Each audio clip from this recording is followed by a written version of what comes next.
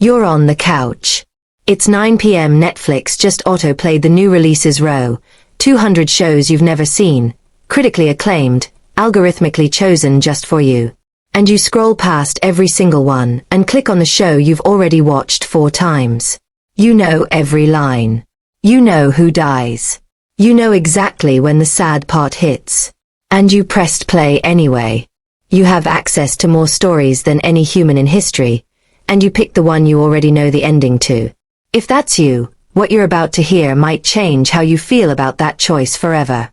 Your brain just made a choice, and it wasn't random. Every new show you start asks something of you. New names, new rules, new emotional investments you're not sure will pay off. That's called cognitive load, and after a full day of making decisions, your brain doesn't want another one. It wants to know how the story ends before it begins. There's a term for this, predictability bias.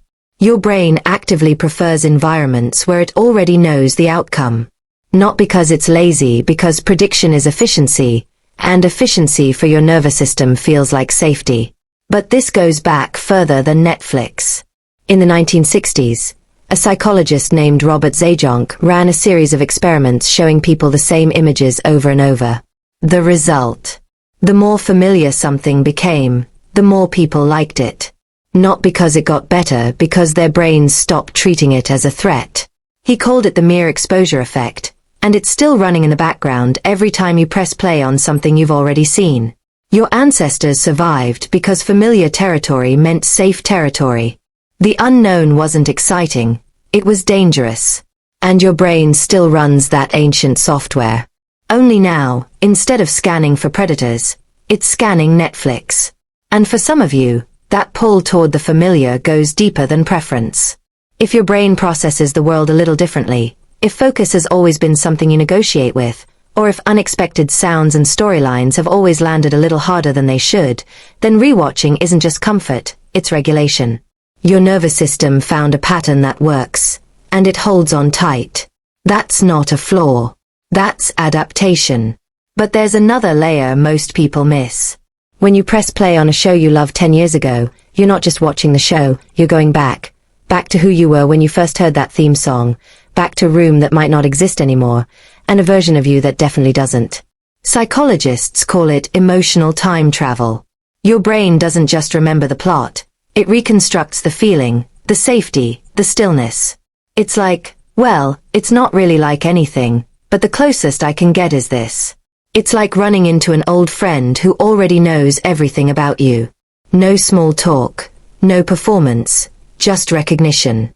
You can still hear the theme song in your head. You can still feel the light in the room the first time you watched it. That's not memory. That's your brain rebuilding a feeling it doesn't want to lose. Most conversations about rewatching stop right here, at the warm part.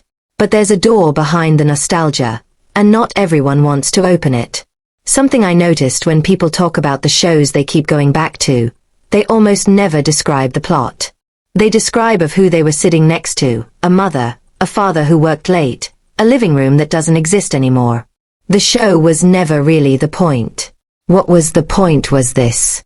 When you were young and the world outside your bedroom door felt unpredictable, the fighting, the silence, the never knowing which version of a parent was coming home, you found something that never changed. Same characters, same jokes, same ending, and your nervous system learned something. This one's safe. Attachment theory calls it a secure base, an object or a person your brain returns to when everything else feels uncertain. For some kids, it was a parent. For a lot of us, it was a screen. If you grew up in a house where love came and went without warning, you probably rewatched shows where the characters always come back, where nobody disappears without explanation, where the door stays open. Maybe you grew up in a house where emotions were inconvenient, so you learned not to need things. But late at night, alone, you'd press play on the same show and let yourself need something without anyone watching.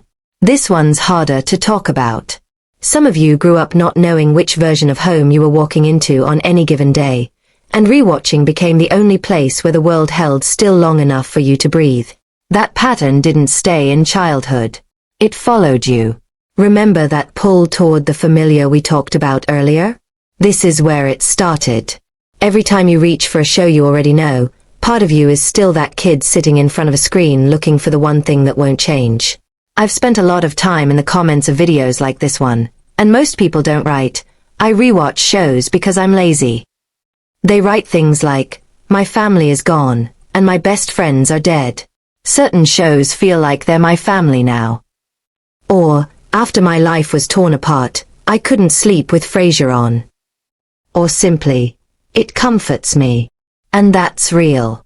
But here's what nobody in those comments is saying out loud. There's a line between choosing the familiar because it brings you peace and reaching for it because the idea of something new genuinely scares you. Not the show, the emotion, the possibility that you might feel something you weren't ready for. And maybe the cost is real.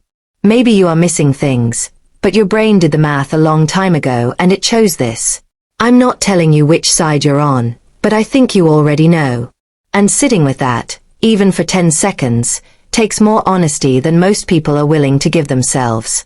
So, where does that leave you? You've got a brain running ancient survival software in a world with 10,000 streaming options.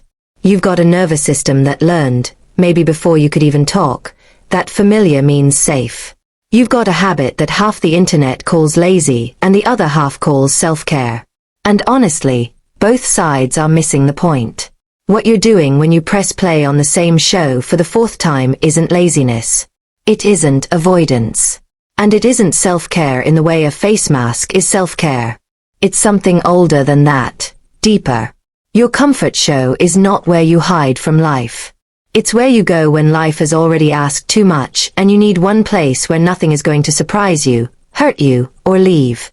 I don't know if this is the right way to put it, but I think of it like an emotional bookmark. A place your nervous system saved a long time ago that says you can come back here. It still works. It's still yours. The science calls it regulation. The nostalgia calls it home. The kid in you calls it the only thing that never left. And maybe none of those words are exactly right, but you know the feeling. You've always known it.